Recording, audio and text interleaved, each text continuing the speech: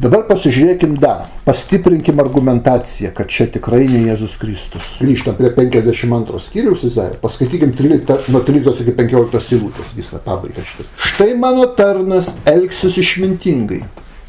Jis bus išaukštintas, išgirtas ir labai kilnus. Kaip daugelis bjaurėjo su tavim, taip jo veidas buvo nežmoniškai sudarkytas, jis buvo nepanašus į žmogų, aišku, kad čia kalba apie tą patį, kas 53 skyriui, taip? Krikščionys sako, čia apie Jėzų Kristų. Ir dabar žiūrėkit, jis daugelį tautų nustebins, karaliai jo akivaizdoje užsičiaups, apie ką jiems niekada nebuvo pasakota. Jie matys ir ko jie niekada negirdėjo ir supras. Jie supras. Matot? Žiūrėkit, sako, tas karnas, kuris buvo taip sužeistas, sumuštas, kankintas, jis nustebins daugelį tautų. Čia yra hebrajiškas žodis goim. Goim tai tautos, kurie nėra žydų tauta, visos kitos tautos. Jos taip nustebs, kad net užsičiaups jo akivaizdui. Ir pamatys, kas niekada jiems nebuvo pasakota, ko niekada nežinojo, jie sužinos. Ką tai reiškia? Bet palaukit, jeigu čia pranašaujama apie Jėzų Kristų, o dauguma pasaulio tautų yra krikščionys ir musulmonai, ir vieni ir kiti tiki, kad Jėzus yra Mesijas ir kad jis antrą kartą ateis į žemę, tai nelabai jie turėtų nustebti, ar ne? Sakyt, va, viskas kaip ir planavom, ar ne, kaip ir tikėjom, išsipildė, logiška.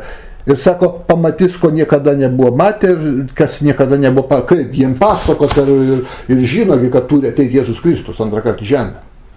O kodėl jie nustebs ir pamatys to, ko niekada niekas jiem nepasakoja. Čia kaip tik tai žydai turėtų vienintelį nustebti.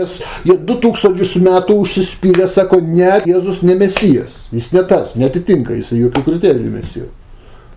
Ir staigiai ateina Jėzus. Kaip mes, kaip mes apsirykom smarkiai. Jie turėtų tautą sakyti, ką mes jums nesakė, matot, krikščioniškos ir musulmoniškos, ar mes jums neaiškinom šito. O čia pasirodė, ne žydai nustebs, o nustebs tautos. Čia išeina, kad paaiškės laikų pabaigoje, kad ne Jėzus Mesijas, kad tas atpirktas sumuštas tarnas čia ne apie Jėzų kalba, apie tą tarną, čia yra Izraelis. Ir niekas šitos panašys taip netraktavo, pačių žydų. Ir tada jos nustebs, pamatys, ko nusakys, negirdėjom, gyvenime, nebūtum pagalvoję, kad taip yra. Vakas tas sužeistas tarnas. Mes galvom, kad čia Mesijas, kad čia Kristus. Nes ko tautom nustebti, ar ne? Vat jeigu paaiškės, kad žydai buvo teisūs atmesdami Kristų kaip Mesiją, va tada jos nustebs. Įsivaizduoju, koks šokas krikščionėm. Kamščiai šakinės iš ausų. Iš karto sakys, viršų, patikėti negalima. O jeigu tikrai Jėzus ateina paaiškė, kad jis Mesijas, kad jis tas kenčiantis tarnas, tai ko čia nustebti? Ką jie čia pamatys, ko niekada nematė ir išgirs, ko niekada nebuvo pasakota. Taigi visą jie šitą žinojo, kad jis Mesijas. Čia tik pasitvirtins jie. Čia žydai turi, o sako ne žydai, o gojim tautos. Ne žydų tautos nustebs. Bet kaip paaiškės, kad čia kalba apie Izraelį, ne apie jokį kenčiantį Jėzų, va tada tai, matot, visą tai rodo, kad čia kalbama apie Izraelio kenčiančią tautą, o ne apie Jėzų Kristų. Biblija ne tik šito vietai, bet apskritai daugelį vietų aiškiai kalba, kad paskutiniais laikais, kai jau atsiskleis visa tiesa, bus šokiruoti ne žydai, bet kitos tautos, ne žydų tautos. Jie bus šokiruoti. Ne tik šito vietai, bet ir visur kalba Tinachė. Supras, kad žydai buvo teisūs. Štai kas šokiruos tautas, kad būtent žydai buvo teisūs to klausimu. Žiūrėkit, Michėjo, 7 skyrius nuo 15 iki 17 eilutės. Parodysiu jums nuostabių dalykų, kaip jums išeinant iš Egipto krašto. Tautos tai matydamos susigės dėl savo jėgos, nebenorės nei girdėti, nei kalbėti. Ne žydai bus sugėdinti, bet tautos kažko susigės. Tai kaip tik žydai turėtų susigės, kad tai prašovė su Mesiju, ar ne? O tautos buvo teisios, sakydamas, kad vis dėlto šitas Mesijas. O pasirodo, sako Biblija, kad tautos susigės, o ne žydai. Jūs suprantate, apie ką kalbama. Tautos tai matėm susigės dėl savo jėgos, nebenorės nei girdėti, nei kalbėti. Žinote, krikščionį, jeigu pasisadinsit ir rodysit, kad Jėzus ne Mesijas, tai jis kurį laiką nei girdėti, nei kalbėti nenorės. Tai bus šokas didžiulis. Jos ris dulkės kaip gyvatės, kaip žemės kirmelės išris iš savo skilių. Jos bijos viešpatės mūsų Dievo ir drebės dėl tavęs, dėl Izraelio, dėl tavęs drebės. Štai kas susigės tautos. Grįžkim prie to paties Izaijo. kad matytumėm kontekstą. Tas pats Izaijas kalba, kad tautos, o ne žydai susigės. Na, tada matysim visą, apie ką čia Izaijas kalba. Izaijas 41 skyrius, 8 eilutė ir 11 eilutė, paskaitykime. Bet tu Izraeli, mano tarnė Jakūbai, kurį išsinkau, mano draugą Abraomą palikuonį, čia paskaičiau tam, kad matytume, į ką kreipiasi Dievas. Izraeli, savo tarną Izraelį, taip? Žiūrėkit, 11 eilutė. Visi, kurie tau priešinasi, bus sugėdinti ir raudonuos, kurie kovoja prieš tave sunyks ir žus.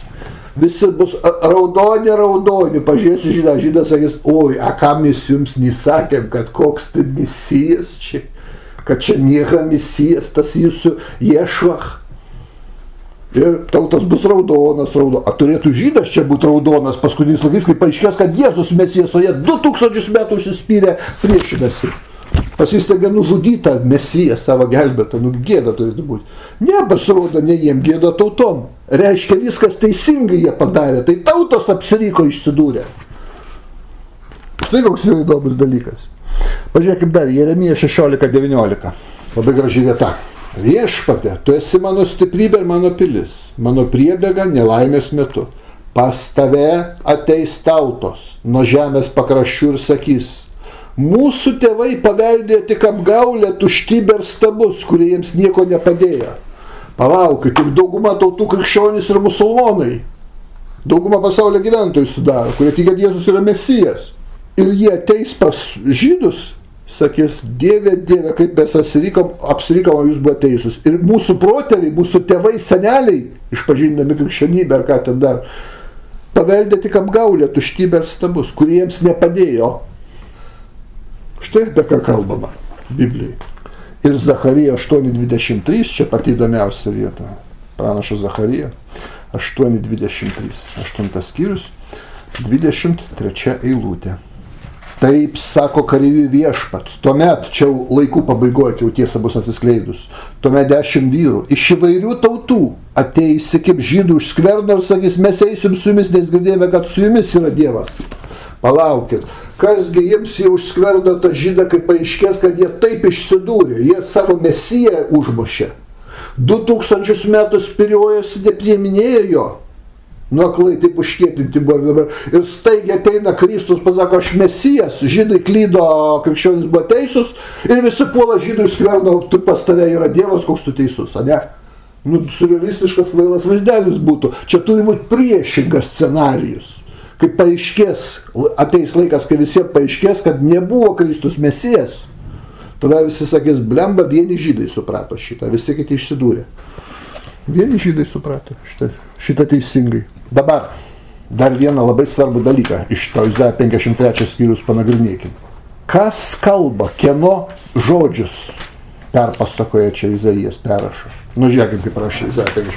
Kas patikėjo mūsų skelbimu ir kam buvo apreikšta viešpaties ranka, jis išaugo. Kas čia kalba? Mūsų skelbimu, kieno tas mūsų skelbimu, kas patikėjo? Kas čia kalba? Kieno čia žodžiai? Krikščionys sako, čia žydai kalba, supratę, kad Jėzus vis dėlto Mesijas yra. Čia žydų tauta kalba. Tai pasižiūrėtų tie krikščionys bent kiek į kontekstą ir pamatytų, kas čia kalba. 53 skyriusgi prasideda iš karto, 52 susibaigia ir 53 prasideda. Žiūrėkim, kas čia kalba. 52 skyrius, 15 eilutė. Jis, tas kenčiantis tarnas, jis daugelį tautų nustebins, karaliai jo akivaizdų įsičiaups, apie ką jiems niekad nebuvo pasakoję, jie matys ir kuo niekad nereikia supras. Čia kalba tos tautos, ne žydų tautos. Visų, pavadinkim taip, pagonių, gojų tautos kalba apie Izraelį. Ateis laikas, kai jie šitaip kalbės. Pagonių, čia tos tautos kalba. Kas patikėjimo, jis išaugo, jis čia toks šitas Izraelis, jis buvo žeminamas dėl mano tautos. Čia kiekviena tauta kalba apie save. Jis, tas Izraelis, buvo už mūsų tautas, nubaustas, sumuštas ir taip toliau buvo. Jis tas, sakykime, tikrasis atpirkėjas. Čia tautos kalba. Matot, ką kontekstas rodo. 15 eilutė iš karto 52 skyrius parodo, kad čia kalba tautos, o ne žydai apie Mesiją, apie Kristų, o tautos apie Izraelį kalba. Štai kokia esmė. Ir toliau, žiūrėkime į kontekstą visą. Toliau, po 53 skyrius, skaitant toliau Izaijo pranašystę, toliau matysim, kad Izaijas tęsia šitą mintį. Kaip šokiruotos pagonių nežydų tautos ateis pas žydus prisipažinti klydusios. Ne pas Jėzų ateis klydusios prisipažinti, ten toliau rašys Izaijas, bet pas žydus. Kontekstas pats rodo. Žiūrėkit toliau, Izaijo 60 skyrius nuo 1 iki 3 eilutės. Kur eina tos tautos? Pas Jėzų pasakyti? Ar žydai pas Jėzų, kad mes klydom pasakyti? Ne, tautos eina pas žydus pasakyti, kaip mes suklydom. Izaijo 60 skyrius nuo 1 iki 3 eilutės. Žiūrėkime, apie ką čia Izaijas kalba. Va. Kelkis ir šviesk Jeruzalę. Nes tavo šviesa ateina ir Viešpatie šlovė tau šviečia, štai tamsa padengia žemę ir tautas, bet Viešpats pakils virš tavęs ir jo šlovė bus matoma tavyje, tautos ir karaliai ateis prie tavo šviesos spindulio. Taigi kas eina čia Izaija 53 skyriui kalba, čia ne žydai pas Jėzų eina, kaip įsivaizduoja krikščionis, o tautos pas žydus, sakyt, jūs buvo teisūs, blemba kokie jūs gabus vis dėlto šio klausimu. Visus išdūrė. Visą pasaulį išdūrė su to mesizmu. A jūsų niekaip. Jūs išdūrėt, ką norite. Jūsų niekaip negalima išdūrti. Sakys tautos. Štai apie ką kalba. Žiūrėkit toliau. 10 eilutė, tas pačiam 60 skyriui. Tas pats skyrius 60. Svetimtaučiai statys tavo sienas ir jų karaliai tarnaus tau, savo rūstybėje smūgiau tau, tai yra žydams. Bet dėl savo malonės tavęs pasigailėjau. Vakas tos nuplaktas, smogtas tarnas yra Izraelis. Paskui ateina tautos prisipažinti klydusios. Mes galvojam, kad tu šioks toks blogas, kad čia tave Dievas nubaudė už visą, kad tu Jėzus nepriėmei.